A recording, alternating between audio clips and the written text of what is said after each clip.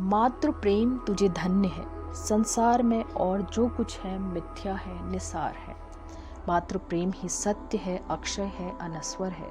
3 दिन से सुखिया के मुंह में न अन्न का एक दाना गया था, न पानी की एक बूंद। सामने पुआल पर माता का नन्हा सा लाल पड़ा कराह रहा था। आज 3 दिन से उसने आंखें न खोली थी। कभी उसे गोद में उठा लेती, कभी पुआल पर सुला देती। हंसते खेलते बालक को अचानक क्या हो गया यह कोई नहीं बताता। ऐसी दशा में माता को भूख और प्यास कहाँ। एक बार पानी का एक घूंट मुंह में लिया था, पर कंठ से नीचे न ले जा सकी। इस दुखिया की विपत्ति का पारावार न था। साल भर के भीतर 2 बालक गंगा जी की गोद में सौंप चुकी थी। पतिदेव पहले ही सिधार चुके थे।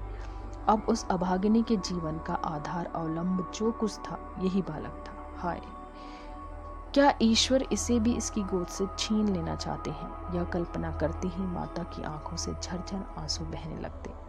इस बालक को वह क्षण भर के लिए भी अकेला न छोड़ती।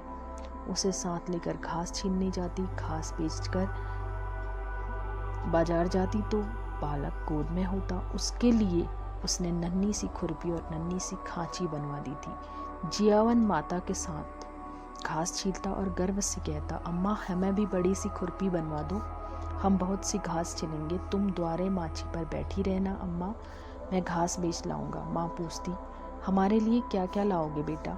जियावन लाल लाल साड़ियों का वादा करता, अपने लिए बहुत सा गुड़ लाना चाहता था। वे ही भोली भाली बातें इस समय याद आ आकर माता के हृदय को शूल के समान भेद रही थी। जो बालक को देखता यही कहता, किसी की डीठ नजर है, पर किसकी डीठ है। इस विधवा का भी संसार में कोई वैरी है। अगर इसका नाम मालूम हो जाता तो सुखिया जाकर उसके चरणों पर गिर पड़ती और बालक को उसकी गोद में रख देती। क्या उसका हृदय दया से न पिघल जाता। पर नाम कोई नहीं बताता।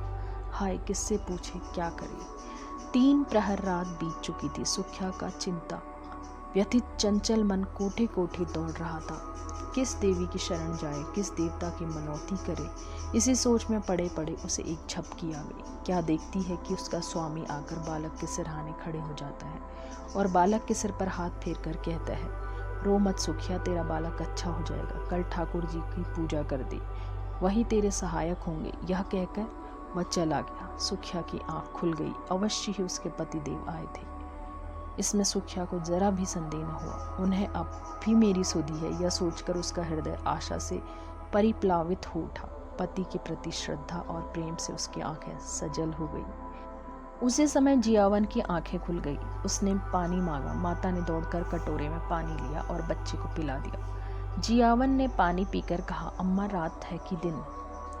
सुखिया, अभी तो रात है बेटा, तुम्हारा जी कैसा है। जियावन, अच्छा है अम्मा, अब मैं अच्छा हो गया। सुखिया, तुम्हारे मुंह में घी शक्कर बेटा, भगवान करे तुम जल्द अच्छी हो जाओ। कुछ खाने को जी चाहता है।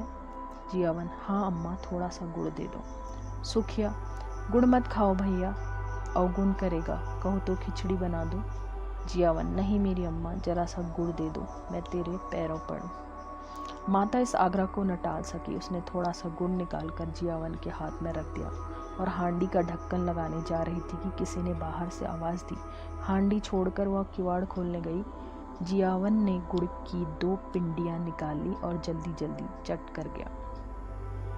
दिन भर जियावन की तबीयत अच्छी रही। उसने थोड़ी सी खिचड़ी खाई। 2-1 बार धीरे धीरे द्वार पर भी आया। हम जोलियों के साथ खेल न सकने पर भी उन्हें खेलते देखकर उसका जी बहल गया। सुखिया ने समझा बच्चा अच्छा हो गया है। 2-1 दिन में जब पैसे हाथ में आ जाएंगे तो वह एक दिन ठाकुर जी की पूजा करने चली जाएगी। जाड़े के दिन झाड़ू बहारू, नहाने धोने और खाने पीने में कट गए। मगर जब संध्या समय फिर जियावन का जी भारी हो गया, तब सुखिया घबरा उठी। तुरंत मन में शंका उत्पन्न हुई कि पूजा में विलंब करने से ही बालक फिर से मुरझा गया है। अभी थोड़ा सा दिन बाकी है। बच्चे को लेटाकर वह पूजा का सामान तैयार करने लगी। फूल तो जमींदार के बगीचे में मिल जाएंगे। तुलसी दल द्वार पर ही था, पर ठाकुर जी को भोग लगाने के लिए कुछ मिष्ठान तो चाहिए, नहीं तो गांव वालों को बांटेगी क्या। चढ़ाने के लिए कम से कम 1 आना तो चाहिए। सारा गांव छान आई, कहीं पैसे उधार न मिले। अब वह हताश हो गई। हाय रे अदीम, कोई 4 आने पैसे भी नहीं देता। आखिर उसने अपने हाथों के चांदी के कड़े उतारे और दौड़ी हुई बनिए की दुकान पर गई। कड़े गिरवी रखे बतासे के लिए और दौड़ी हुई घर आई। पूजा का सामान तैयार हो गया तो उसने बालक को गोद में उठाया और दूसरे हाथ में पूजा की थाली लिए मंदिर की ओर चली। मंदिर में आरती का घंटा बज रहा था। 10-5 भक्तजन खड़े स्तुति कर रहे थे। इतने में सुखिया जाकर मंदिर के सामने खड़ी हो गई। पुजारी ने पूछा, क्या है रे, क्या करने आई है? सुखिया चबूतरे पर आकर बोली, ठाकुर जी की मनौती की थी महाराज, पूजा करने आई हूँ। पुजारी जी दिन भर जमींदार के असामियों की पूजा किया करते थे और शाम सवेरे ठाकुर जी की। रात को मंदिर में सोते थे। मंदिर में ही अपना भोजन भी बनता था, जिससे ठाकुर द्वारे की सारी अस्तकारी काली पड़ गई। स्वभाव के बड़े दयालु थे, निष्ठावान, ऐसे कि चाहे कितनी ही ठंड पड़े, कितनी ही ठंडी हवा चले, बिना स्नान किए मुंह में पानी तक न डालते थे। मगर इस पर भी उनके हाथों और पैरों में मैल की मोटी तह जमी हुई थी, इसमें उनका कोई दोष न था। पुजारी जी बोले, तो क्या भीतर चली आएगी? हो तो चुकी पूजा, यहाँ आकर भरभ्रष्ट करेगी? एक भक्तजन ने कहा, ठाकुर जी को पवित्र करने आई है। सुखिया बड़ी दीनता से कहा, ठाकुर जी के चरण छूने आई हूँ सरकार, पूजा की सब सामग्री लाई हूँ। पुजारी, कैसी बेसमझी की बातें करती है रे, कुछ पगली तो नहीं हो गई है? भला तू ठाकुर जी को कैसे छुएगी?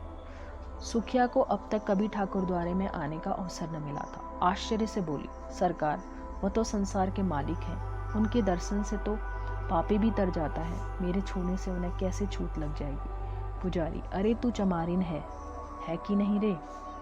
सुखिया, तो क्या भगवान ने चमारों को नहीं सिरजा है? चमारों का भगवान कोई और है? इस बच्चे की मनौती है सरकार।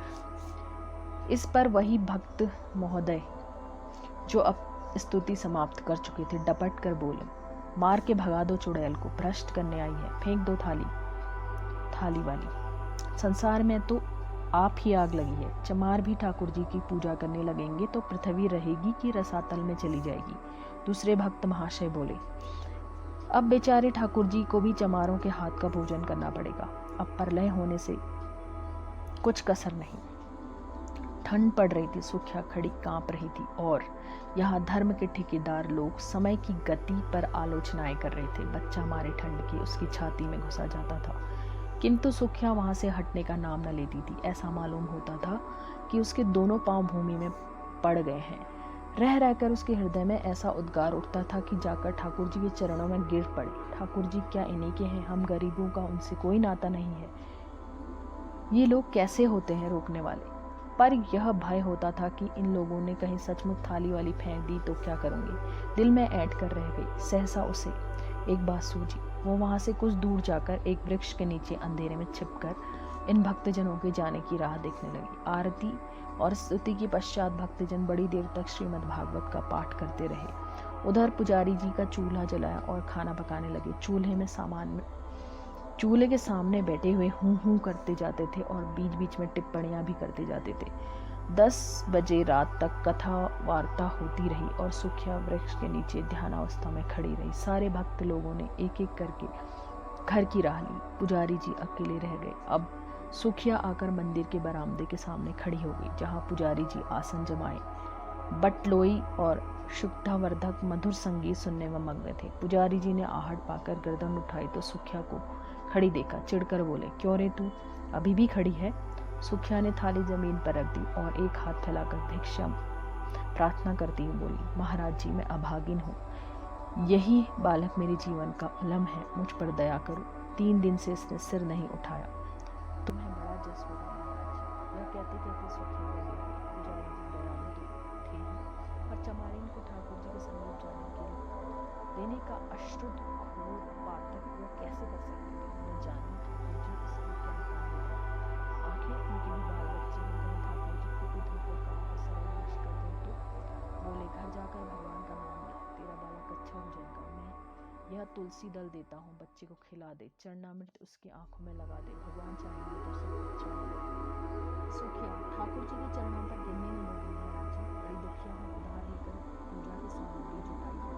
मैंने कल सपना देखा था महाराज जी की ठाकुर जी की पूजा करते हुए बालक अच्छा हो जाएगा। तभी दौड़ी आई, मेरे पास 1 रुपया दो, मुझसे ले लो। मुझे क्षण भर ठाकुर जी के चरणों पर गिरने दो। इस प्रलोभन ने पंडित जी को एक क्षण के लिए विचलित कर दिया, किंतु मूर्खता के कारण ईश्वर का भय उनके मन में कुछ कुछ बाकी था। संभल कर बोले, अरे पगली, ठाकुर जी भक्तों के मन का भाव देखते हैं, चरण पर गिरना देखते हैं। सुना नहीं, मन चंगा तो कटौती में गंगा। मन में भक्ति न हो तो लाख कोई भगवान के चरणों पर गिरे, कुछ न होगा। मेरे पास एक जंतर है, दाम तो उसका बहुत है, पर तुझे 1 ही रुपये में दे दूंगा। उसे बच्चे के गले में बांध देना, बस कल बच्चा खेलने लगेगा। सुखिया, ठाकुर जी पूजा न करने दोगे? पुजारी, तेरे लिए इतनी ही पूजा बहुत है, जो बात कभी हुई नहीं, पर आज मैं कर दूं और गांव पर कोई आफत विपत आ पड़े तो क्या हो, इसे भी तो सोचो। तू यह जंतर ले जा, भगवान चाहेंगे तो रात ही भर में बच्चे का क्लेश कट जाएगा। किसी की डीट पड़ गई है भी तो चौंचला, मालूम होता है छत्री वंश है। सुखिया, जब से इसे ज्वर है मेरे प्राण नहों में समाये हुए। पुजारी, बड़ा होनहार बालक है, भगवान जिला दे तो तेरे सारे संकट हर लेगा।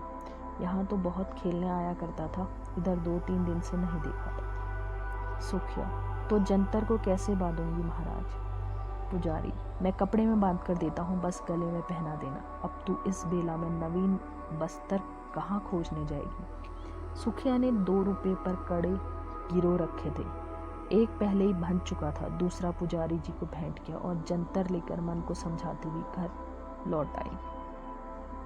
सुखिया ने घर पहुंचकर बालक के गले में जंतर बांध दिया। ज्यों-ज्यों रात गुजरती गई उसका ज्वर भी बढ़ता जाता था, यहाँ तक कि 3 बजते बजते उसके हाथ पांव शीतल होने लगे।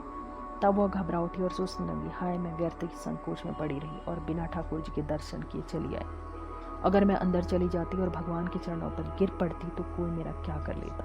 यही न होता कि लोग मुझे धक्के देकर निकाल देते, शायद मारते भी, पर मेरा मनोरथ तो पूरा हो जाता। यदि मैं ठाकुर जी के चरणों को अपने आंसुओं से भिगो देती, बच्चे को उनके चरणों में सुला देती, तो क्या उन्हें दया न आती? वह तो दयामय भगवान है, दिनों की रक्षा करते हैं, क्या मुझ पर दया न करती? यह सोचकर सुखिया का मन अधीर हो उठा। नहीं, अब विलंब करने का समय नहीं है। वह अवश्य जाएगी और ठाकुर जी के चरणों पर गिरकर रोएगी। उस अबला के आशंकित हृदय का अब उसके सिवा और कोई अवलंब, कोई आसरा न था। मंदिर के द्वार बंद होंगे तो वह ताले तोड़ डालेगी। ठाकुर जी का क्या किसी के हाथों में बिक गए हैं कि कोई उन्हें बंद कर रखे? रात के 3 बज गए थे। सुखिया ने बालक को कंबल में ढांप कर गोद में उठाया, एक हाथ में थाली उठाई और मंदिर की ओर चली। घर से बाहर निकलते ही शीतल वायु के झोंकों से उसका कलेजा कांपने लगा। शीत से पांव शिथिल हो जाते। उस पर चारों ओर अंधेरा छाया हुआ था। रास्ता 2 फरलांग से कम न था। पगडंडी वृक्षों के नीचे नीचे गई थी। कुछ दूर दाहिनी ओर एक पोखरा था, कुछ दूर बांस की कोठियां। पोखरे में एक धोबी मर गया था और बांस की कोठियों में चुड़ैलों का अड्डा था। बाईं ओर हरे हरे खेत थे। चारों ओर सन हो रहा था। अंधकार साए साए कर रहा था। सहसा गीदड़ों के कर्कश स्वर में हुआ करना शुरू किया। हाय, अगर कोई उसे 1 लाख रुपया देता तो भी इस समय वो यहाँ ना आती, पर बालक की ममता सारी शंकाओं को दबाए हुए थी। हे भगवान, अब तुम्हारा ही आसरा है। वह जपती हुई वह मंदिर की ओर चली जा रही थी। मंदिर के द्वार पर पहुंचकर सुखिया ने जंजीर टटोली, देखी ताला पड़ा हुआ था। पुजारी जी बरामदे में मिली हुई कोठरी में किवाड़ बंद किए हुए सो रहे थे। चारों ओर अंधेरा छाया हुआ था और सुखिया चबूतरे के नीचे एक ईंट उठा लाई और जोर जोर से ताले पर पटकने लगी। उसके हाथों में न जाने इतनी शक्ति कहाँ से आ गई थी। 2 ही 3 चोटों में ताला और ईंट दोनों टूटकर चौखट पर गिर पड़े। सुखिया ने द्वार खोल दिया और अंदर जाना ही चाहती थी कि पुजारी किवाड़ खोलकर हड़बड़ाकर बाहर निकल आए। चोर चोर का शोर मचाते हुए गांव की ओर दौड़े। जाड़े में प्रायः पहर रात रही ही लोगों की नींद खुल जाती है। यह शोर सुनते ही कई आदमी इधर उधर से लालटेन लेते हुए निकल पड़े और पूछने लगे, कहाँ है, किधर है? पुजारी, मंदिर का द्वार खुला पड़ा है, मैंने खटखट की आवाज़ सुनी। सहसा सुखिया बरामदे में निकल कर चबूतरे पर आई और बोली, चोर नहीं हूँ मैं हूँ, ठाकुर जी को पूजा करने आई थी, अभी तो अंदर गई भी नहीं। मार हल्ला मचा दिया। पुजारी ने कहा, अब अनर्थ हो गया। सुखिया मंदिर में जाकर ठाकुर जी को भ्रष्ट कराई। फिर क्या था, कई आदमी झल्लाए हुए लपके और सुखिया पर लातों और घूंसों की मार पड़ने लगी। सुखिया एक हाथ में बच्चे को पकड़े हुई थी और दूसरे हाथ में उसकी रक्षा कर रही थी। एकाएक बलिष्ठ ठाकुर ने उसे इतनी जोर से धक्का दिया कि बालक उसके हाथ से छूटकर जमीन पर गिर पड़ा, मगर वह न रोया, न बोला, न सांस ली। सुखिया भी गिर पड़ी। संभल कर बच्चे को उठाने लगी तो उसके मुख से चीख निकल गई। बच्चे का माथा छूकर देखा, सारी देह ठंडी हो चुकी थी। एक लंबी सांस खींचकर वह उठ खड़ी हुई। उसकी आंखों में आंसू न थे। उसका मुख क्रोध की ज्वाला से तमतमा उठा। आंखों से अंगारे बरसने लगे। दोनों मुट्ठियां मत गई। दांत पीस कर बोली, पापियों, मेरे बच्चे के प्राण लेकर दूर क्यों खड़े हो? मुझे भी क्यों नहीं उसी के साथ मार डालते? मेरे छू लेने से ठाकुर जी को छूत लग गई। पारस को छूकर लोहा सोना हो जाता है, पारस लोहा नहीं हो सकता। मेरे छूने से ठाकुर जी अपवित्र हो जाएंगे। मुझे बनाया तो छूत नहीं लगी। लो, अब कभी ठाकुर जी को छूने नहीं आऊंगी। ताले में बंद रखो, पहरा बैठा दो। हाय, तुम्हें दया छू भी नहीं गई। तुम इतने कठोर हो, बाल बच्चे वाले होकर भी तुम्हें एक अभागिन माता पर दया न आई। तिस पर धर्म के ठेकेदार बनते हो। तुम सब के सब हत्यारे हो, निपट हत्यारे। डरो मत, मैं थाना पुलिस नहीं जाऊंगी। मेरा न्याय भगवान करेंगे। अब उन्हीं के दरबार में फरियाद करूंगी। किसी ने चू न की, कोई मिनमिनाया तक नहीं। पाषाण मूर्तियों की भांति सब के सब सिर झुकाए खड़े रहे। इतनी देर में सारा गांव जमा हो गया। सुखिया ने एक बार फिर बालक के मुंह की ओर देखा। मुंह से निकला, हाय मेरे लाला। फिर वह मूर्छित होकर गिर पड़ी। प्राण निकल गए। बच्चे के लिए प्राण दे दिए।